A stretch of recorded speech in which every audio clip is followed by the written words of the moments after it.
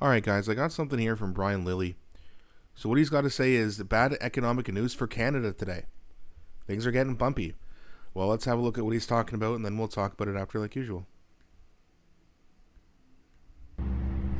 Bad news from StatsCan this morning. The jobless rate up 2 points, 6.9% now. In Ontario, second highest in the country now, 7.8%. Big drop in manufacturing jobs. That specifically hit Ontario.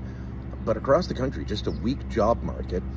In fact, when you look at the numbers, if it wasn't for the election and all the people being hired to work the election, the unemployment rate would have been higher.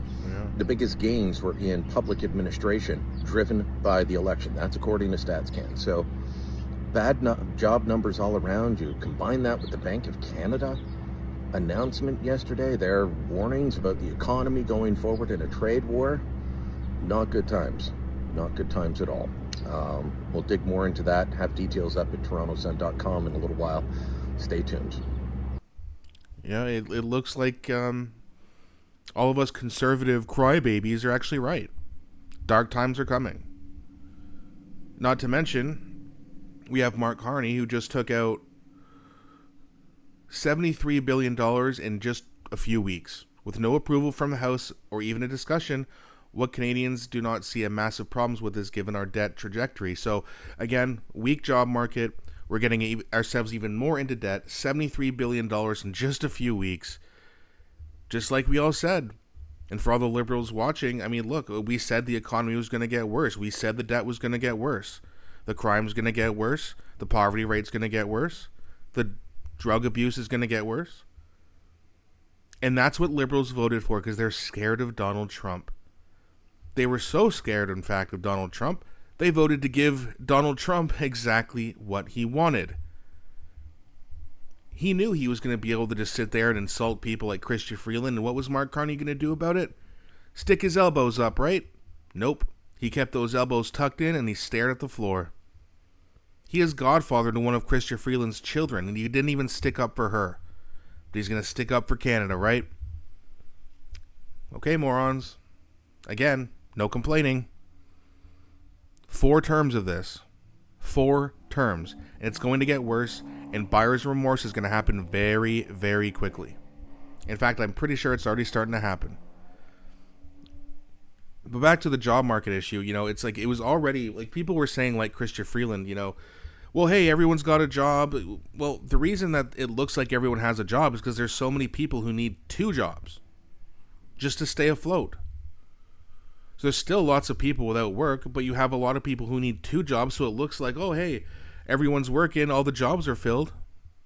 And then you look at the stagnant wages, high taxes, high cost of living. It's like, yeah, no crap, everyone's working, they have to. Sometimes even 2 jobs.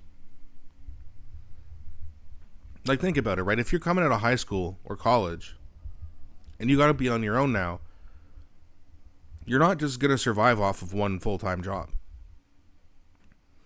I mean, it's possible you could if you worked a little bit of overtime and had no money left over for anything for yourself or to save for a house ever. But that's depressing.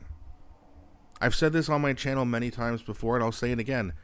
When Canadians feel, or when anyone feels hopeless, that's when the depression starts to set in, because you don't feel like you can do anything to get out of your situation.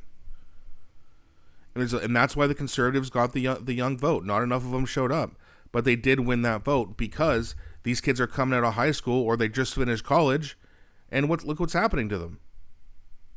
They're hearing stories of their uncles and aunts talking about how, hey, back in my day when we could rent an apartment for, $700 a month, which is what I was able to rent for when I was 19 years old. That same place is $2,000 now, and I checked that a couple of years ago, so it's probably even more. Liberal boomers voted out of fear, and that's why they won the election. And now there's going to be other fears coming, like a crappy job market. But again, if you're retired, you don't care. You don't care about the housing market if you've already got a house. In fact, this is good news for you because now your property is just worth more than it's ever been and more than it should be. They don't understand what comes up must go down, and there will be a crash. And again, for any of you listening, when you hear a liberal boomer complain, and again, I want to be specific, liberal boomer, not all boomers, But when you hear a liberal boomer complain, laugh in their face. Remember the dude who was giving his middle fingers up, the Brantford boomer they call him? Just do that right back to him, because they deserve every bit of it. Dark times are coming. Hopefully we can survive and get this stupid government out of power within the next couple of years and see if there's anything left to even rebuild. But let me know what you guys think. Do you think dark times are coming ahead? Or do you think we're going to be okay? Please don't be shy. I really enjoy engaging with you guys. Please also don't forget to like and subscribe, as it really helps grow the channel. Thanks so much for watching, and I'll be back shortly with a new video.